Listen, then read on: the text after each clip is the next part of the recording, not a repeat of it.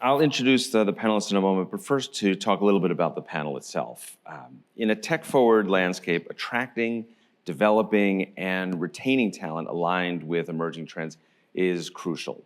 Offering continuous growth opportunities across the career spectrum through diverse learning pathways fosters availability and unlocks creativity, leveraging varied perspectives. By nurturing talent and cultivating a culture of innovation, insurers encourage the exploration of new ideas and calculated risks that drive organizational change. This approach enhances resilience, fuels ongoing development, and positions insurers to lead in a rapidly evolving business environment. I'm pleased to have my three guests here on the panel to talk about cultivating talent in the tech-forward landscape, and I'm going to ask them to please introduce themselves. I'm Adam Carmichael, president of the Institute's Knowledge Group. I oversee our online professional development programs such as CPCU and many other risk and insurance designations. Hi, first of all, thank you for being here for the last session. So I see a few friends around. So I'm Gaurav Garg. I'm a partner with Oliver Wyman, lead the global property and casualty insurance practice. Have been a practitioner for most of my career, but very close, the talent is very close to my heart, and I did spend a few years with my sister company, Mercer, which is on talent consulting side of the house. So delighted to be here and looking forward to the discussion. Hi all, Ellie Sharef. I'm a partner at McKinsey. Really glad that you have stayed for this. They saved the best for last, I promise. I do a lot of my work in the insurance space, focused on people, talent topics. And before McKinsey, I actually used to work on a VC-funded startup that dealt with hiring topics. So I spent a lot of my time with both CHROs, but also industry leaders on the future of the workforce. Terrific. Welcome again. So let's just jump right into it. How do you all see how the pandemic changed the way you advise organizations at looking at learning? Ellie, why don't we start with you? Well, look, I mean, I think it's interesting to think of pandemics more broadly. Pandemics tend to be moments in time that either accelerate trends that were already happening, they reveal flaws of one kind or another, and they really create new paradigms. And when we think of this pandemic, that certainly happened. I mean, who would have thought, a couple of years ago that we would all be spending all of our day on Zoom, from our apartments, that we could connect with anyone on the globe the way that we do today, and that we would work the way we do today. So I think that a lot has changed in our everyday lives. But I also think that the numbers are quite revealing. I mean, when we look at workforce trends, out of 100 employees in any industry that we looked at before the pandemic, only 65 of them are still in the jobs that they were at post-pandemic. And so the pandemic created this moment for people to say, what do I really want to do and what do I want to be? And we saw that all during the Great Attrition, but the Great Attrition wasn't just, I'm leaving my company. It was in many cases, I'm leaving my career and I've chosen to do something else. So that's number one, is sort of a really en masse movement away from jobs that people were in. The second point is the rise of digital skills. And we all know this, but now we look at the numbers and we say, actually, somewhere between 50 and 75% of employees are going to have some type of digital skill in the next 2 to 3 years. And so sort of the great upskilling, from the great attrition to the great upskilling, how does that happen? And the third, I think, sort of trend or paradigm that the pandemic revealed was a much deeper need for focus on mental health. And we're seeing that many employers are doubling down on this. 50% of employees report that they are struggling with some kind of mental health issue. I actually spend a lot of my time working with disability insurers as well, so looking at it from that side. And you start looking at the kinds of claims that are coming in and the vast rise in more mental health related claims is part of this trend. And so for us as an industry, it's sort of an interesting looking at it from both of those sides, as employers, but also as responding to those claims. Gareth, what would you add to that? How would you see it?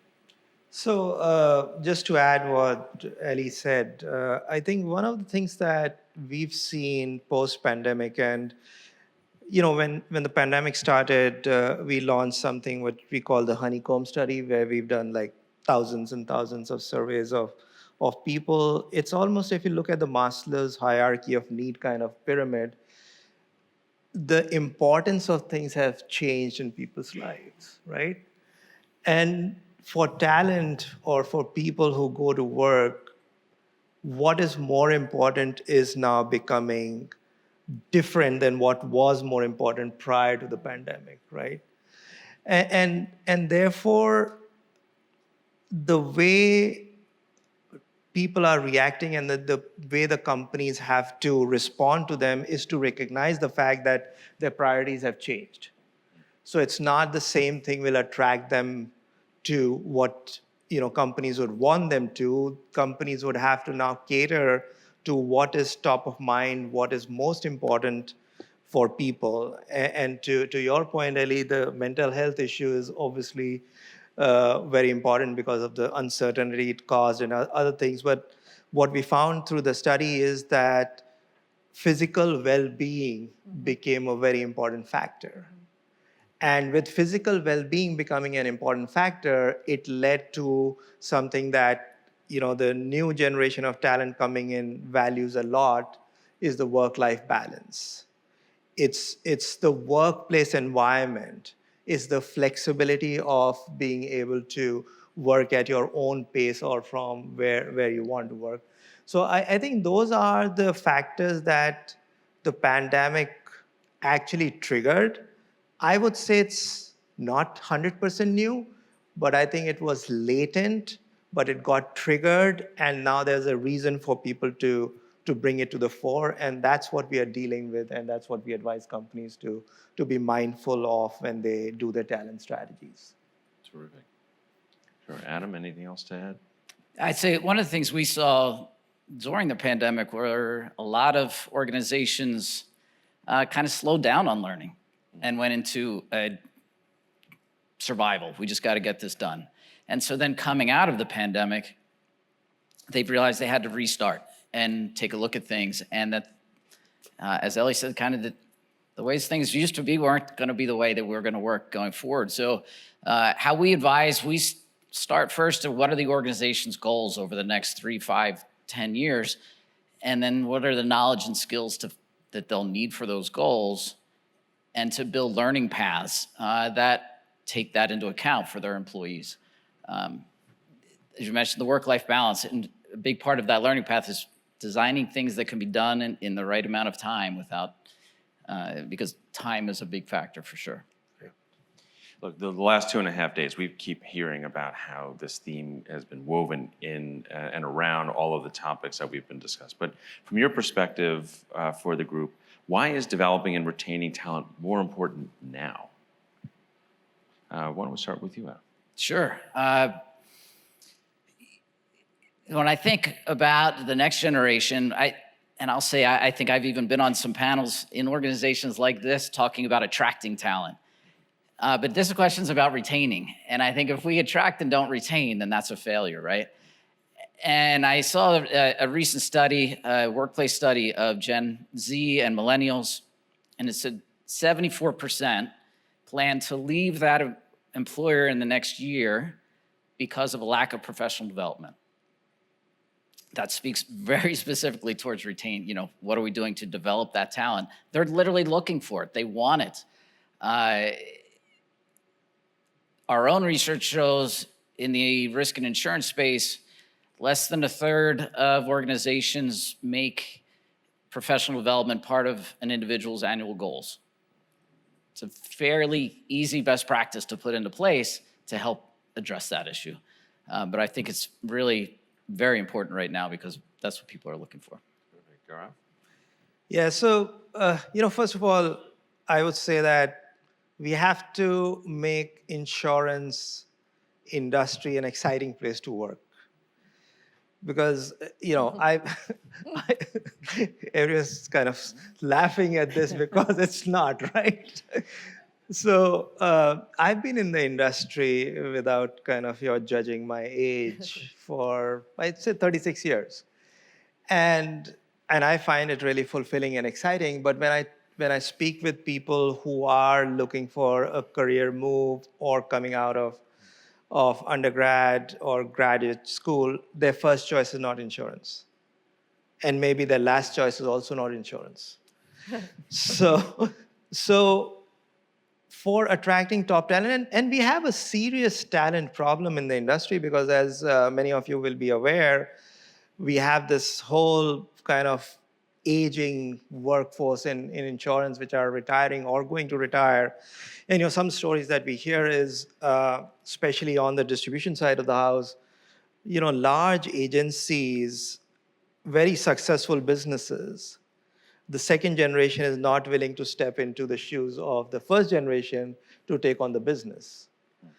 So it's a big issue that we have on attracting talent, to the point that Adam you made, on retaining talent, and alongside Adam what you said on professional development.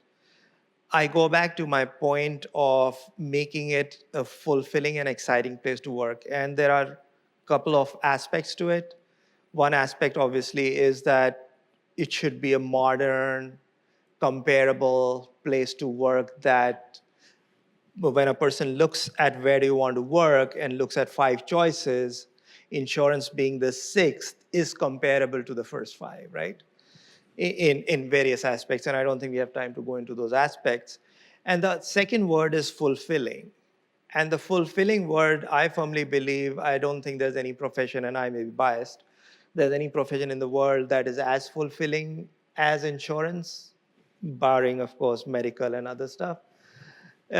Because you tend to go deep into a lot many areas than what you are working on. For example, if you go into manufacturing or consumer goods or whatever, you go deep in that area. But in insurance, you go in deep in multiple areas because you're insuring many things, right? So, but that's a very well-kept secret, and we don't talk about it when we go recruiting. So I think those are the points that are important for us. And if we don't move on this now, we'll run into serious talent shortage very soon. So let's stay on that topic then. So how do organizations, what do they have to do differently to communicate those trends to attract that top talent? How do we as an industry communicate and articulate to an individual that working at an insurance company is as good, if not better, in the same job than it is at Google or Facebook or NVIDIA or any of these high-profile companies? Where would you start to say, what do you do differently, Ellen? So my sense actually is we have a brand problem. We don't have a product problem as an industry. You look at the products that the industry is providing, they're really critically important. And in fact, the last panel that we had about climate, et cetera, that's something that a lot of young people should be hearing about. This is an industry that is at the moment and at the fulcrum of helping to transition to new energy resilient industries, et cetera, but also helping to protect the world in a moment when there is more physical risk happening every day. By the way, I can't let go of the fact that you started in this industry as a 3-year-old. I just can't understand it. How is that possible? As a toddler. So some people love the industry so much that they start at a young age. But I think for us, it's how do we rethink the paradigm and how do we actually take advantage of cyber risk, of climate? We're at the fulcrum of very sexy topics, but we're not talking about them as an industry to the outside world probably in the way that we could. And so modernizing our language, I think, will go a long way. Okay. Adam, what do you think about doing something something different? I totally agree. When I think about attracting talent, one of the things that we have in our industry is we help people. And so that's a mission, that's a purpose. And a lot of people are looking for a career helping people. And they don't really recognize that. I just don't think we capitalize enough on that. On top of all the other things as well. Okay, then plenty of people want to help climate. Okay, there's that. You can kind of start going down the list. And there's just so many opportunities that I think really do appeal that we don't. I can speak even just as I have two sons in college right now, and I was on the phone with them last night telling them about all the interesting innovation that I was learning about here at this conference. And they were excited. They were like, wow, I had no idea. So I think just capitalizing on some of the things we've talked about here. Okay. So we've talked about attracting talent and retaining talent, but now let's shift a little bit about the biggest challenges and opportunities for insurers in terms of talent management. in the next 5 years? Gaurav, why don't we start with you? Let's talk about talent management. So I think the orientation towards people matter and people mean something versus people as resource. So the first thing that I'll take out is the human resources title. And you've seen companies kind of pivot from human resources, like for example, Marsh McLennan has the chief people's officer, right?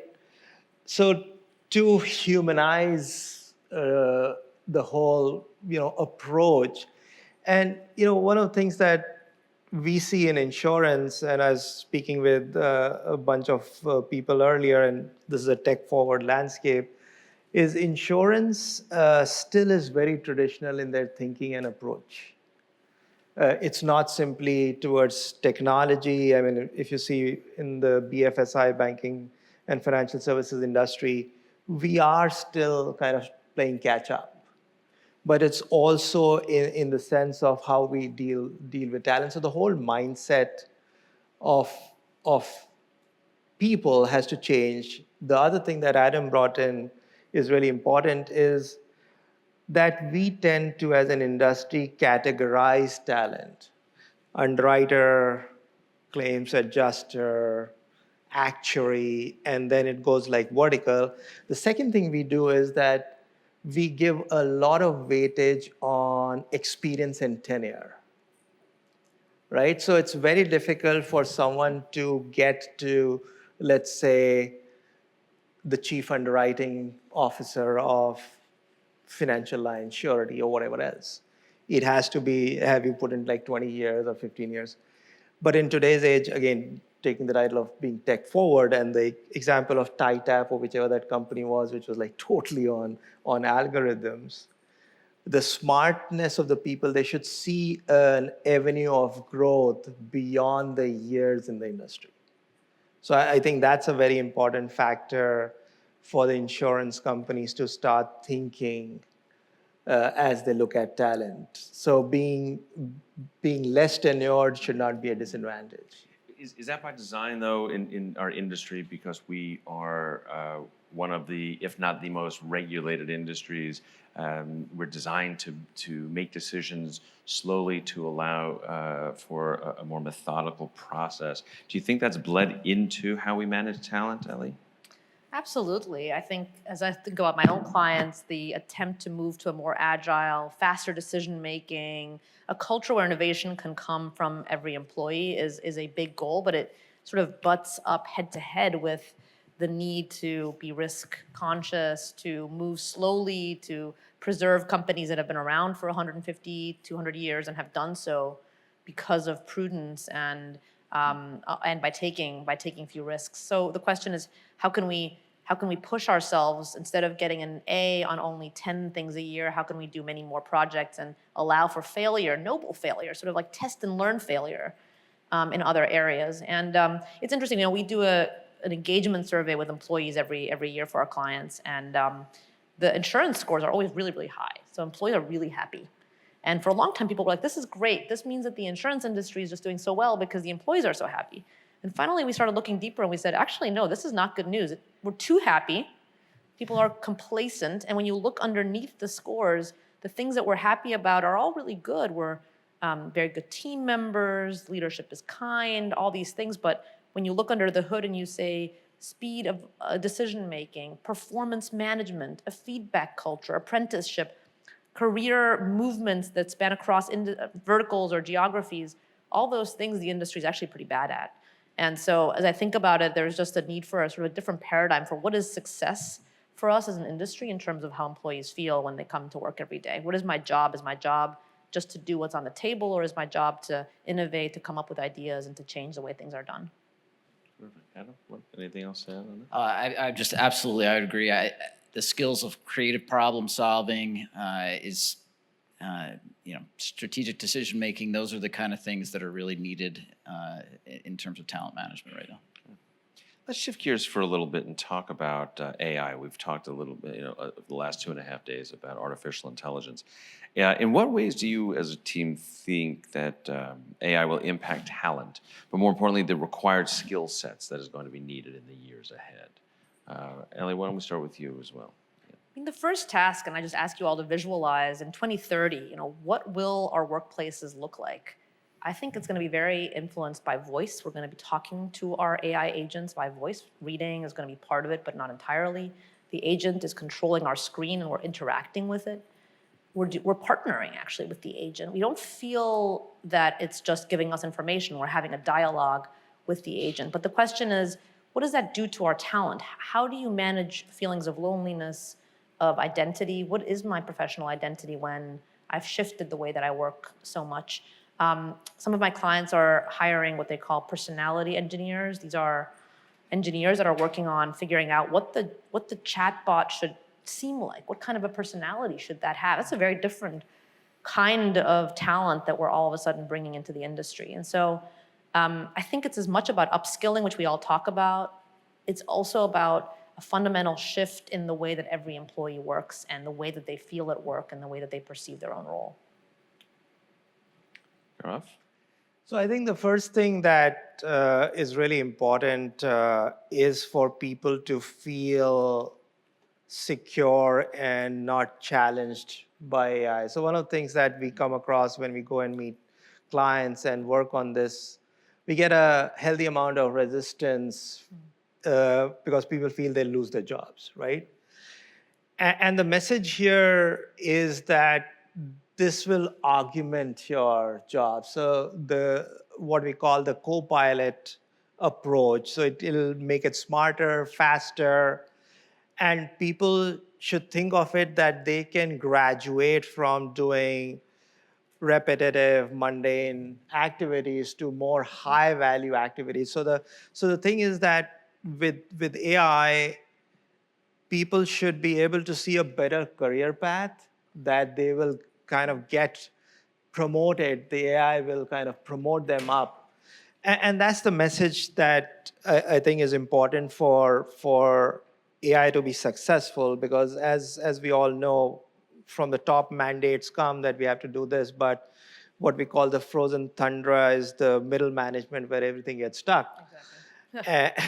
So that's one of the things that's important. The other things, as Ellie mentioned, on getting these engineers for personality, but the other thing is how to use AI, right? And we've got things like most companies have their internal. We've got something called Len AI, and we've got something called OWL, which is Oliver Wyman Labs. Is prompt engineering, how to ask the right question. Because you can spend a lot of time asking questions and you might not get the answer, or you might get the wrong answer. So there is these offshoots of AI application and usability that needs to get inculcated. And I won't be surprised if this becomes like the center stage for future education curriculum, that you're going to get taught all of this. Let's shift gears back towards development. What advice would you give leaders in the insurance industry who want to prioritize talent development and innovation? I don't want to start with you. Right, we've heard a lot about innovation, and it's exciting. I think that how the tie is with talent and professional development, when employees feel that they are being invested in, they're learning, that learning sparks more curiosity, which generates more ideas. And ultimately, that's your tie to innovation. If, by investing in employees, they get more invested in themselves, they feel believed in. Our own research shows that time and again. When they feel that sense of achievement from their learning, they're then they're then bringing more ideas to the table, which leads to more innovation. Gaurav? So I think for innovation to really happen, it's very important to bring in diversity of thought. And teaching people who are in the industry for years, they have an ingrown bias of the way they think. So an insurance industry has been very reticent in kind of bringing people from outside of the industry. And I remember one of the companies that I worked in my short career of 36 years, the CEO, he came from banking, and you would guess which company I'm talking about. There's some ex-colleagues here in the audience as well. And the CEO hired a chief science officer out of the industry, and then the chief science officer hired a bunch of folks that came from various aspects, and the whole piece was to create innovation. Now, whether it worked or not is still out for debate, but I think that we have to push the boundaries and open the gates for talent with diverse point of view to enter the industry and be able to have a voice. Since only getting into the industry is not helpful, they need to have a voice, and that's how true innovation will happen. Okay. Ellen? I mean, look, just we haven't talked about the C word yet, costs, and this industry is not very good at it, candidly. When you look at expense ratios, meaning expenses over revenues over the last 20 years, the insurance industry has actually gotten worse. It's one of the only industries that, with the rise of technology, has gotten worse in this. We're spending 9% more per year on technology every year, and yet we're not seeing a return on that investment in terms of the productivity of our people. And because so much of our cost is labor related, you got to stop and ask the question, well, what's happening here? Are our people not producing more for the amount of investment that we're putting in them? And so we've talked a lot about how to invest in people, but I would also caution us to say, are we investing in the right places? Are we making sure that the sort of place that we're investing is the right one, and that we're saying, we can't live in this place of comfort. We do have to squeeze a little bit such that we're getting more out of our people. So we're pushing them to a place where they're actually in a learning zone. We assume that comfort is the ultimate outcome, but actually people want to learn, they want to advance, and sometimes I notice that our insurance companies don't push as much as they should. So I think it's a balanced approach. How do you get sustainable productivity to take place in an insurance company? How do you say we have mechanisms to set targets, set goals, to keep to those goals, and really push ourselves to get there would be the other thing that I would advise insurance leaders to look at. Terrific. So we're receiving a few questions, and we really appreciate the collaboration and the feedback. So I'm going to pose the first one to the team. So do universities that prepare young people for careers in insurance need to change their curricula to address evolving jobs and tasks in the industry? Why don't we start with you, Adam? Thank you. I'm probably a little bit biased here because a number of universities use our curriculum. Okay.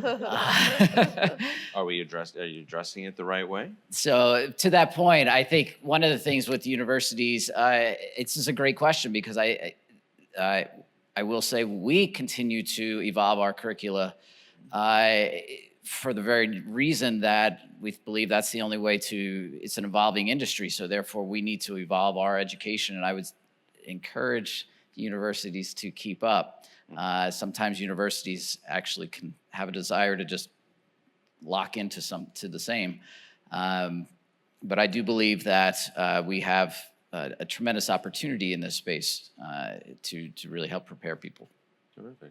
What about you, Ellie? Are you seeing that universities are changing or evolving appropriately? I'm not biased, but I think quantitative skills are the future. Anybody who has kids here? Quantitative skills, really, really important. I mean, one index that we track is we look on LinkedIn. What skills do people self-report? It's not perfect because it's self-reported, but we have looked at this over the last 5-6 years, and we see an increase in the amount of quantitative skills and the amount of digital analytics, machine learning, all these skills. It's an obvious statement, and yet when I look around at some of the universities and the things that they're offering, it continues to strike me that not enough quantitative emphasis is being placed, and so that'd be something that I'd continue to encourage. Okay, Barav. Well, I mean, I'm just thinking as Ellie was speaking that people who don't have quant skills, They're not welcome in the industry. So I think there is a place for everyone. Yes, quant skills are important. Quant skills are important in a lot of things. I would answer this question in a different manner. I would sort of take it to insurance being very integral to trade, economics. So I would encourage universities to embed this into the whole program if someone is kind of going towards business. Insurance actually enables business to happen.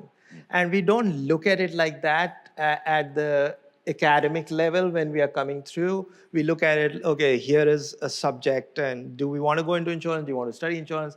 Well, you need to know insurance if you're going to do trade and commerce, right, and how it's going to impact and how you can leverage and create a transaction which makes a lot of sense by using what's available. And same is on the health and life side of the house, wealth management and everything else, estate planning. So there's a lot of tools that insurance provides in core professions that people go after. But I think the understanding of that is not brought in at the academic level as you're preparing for those professions. So I think that's really important for universities to do. Terrific. Do we have any other online questions? All right. Is there any questions from the audience before we move to wrapping up?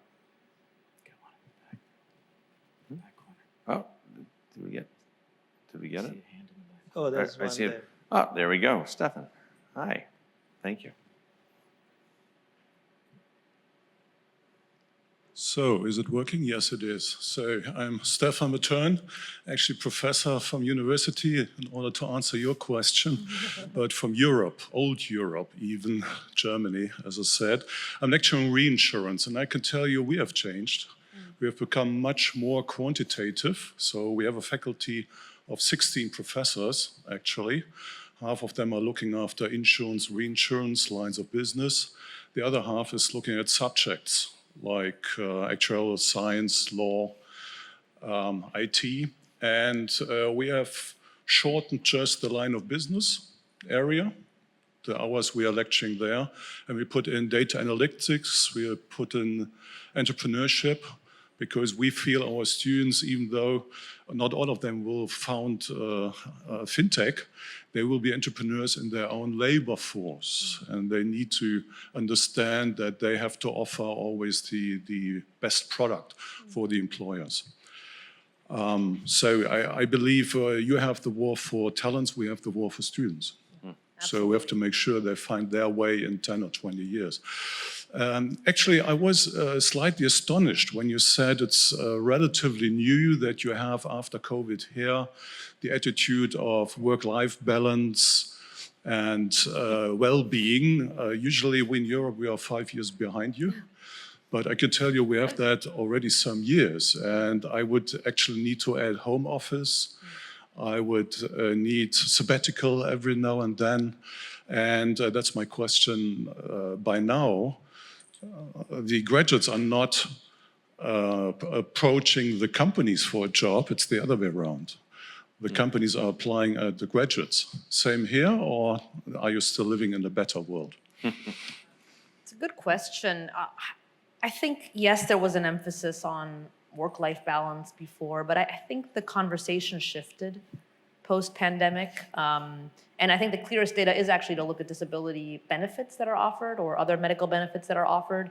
You see wellness days, mental health days, you see counseling services, and just a much more of an emphasis on the whole person that I think leaders realized post-COVID, hey, I sort of need to do something else here because I'm seeing attrition and I'm seeing real challenges from it. So I don't know if you all agree, but I do think there was a bit of a paradigm change here that was driven by COVID to take this issue seriously in a different way. I'd say I've seen on the professional development specifically tied to work-life balance, time has always been an issue. I mean, it takes time to study, it takes time to take a course, whatever, but there's by far in the last few years, it's become a requirement. This has to be as brief as possible, fit it into my schedule.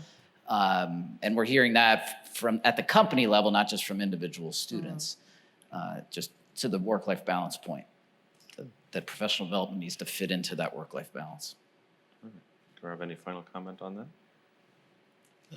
No, Lisa?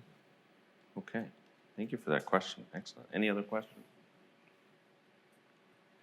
All right, so as we wrap up, what is one key takeaway that you would like the audience to remember regarding the importance of talent in driving innovation? Why don't we start with you, Ellie? Come down this way. I'm going to use the word purposeful apprenticeship.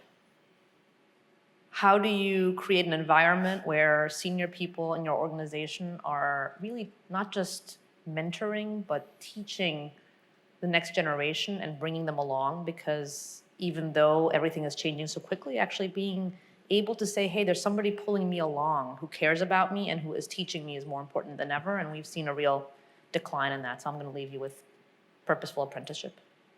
Wonderful. Totally agree with Ellie, but I mean, I would focus on making insurance an exciting place to work.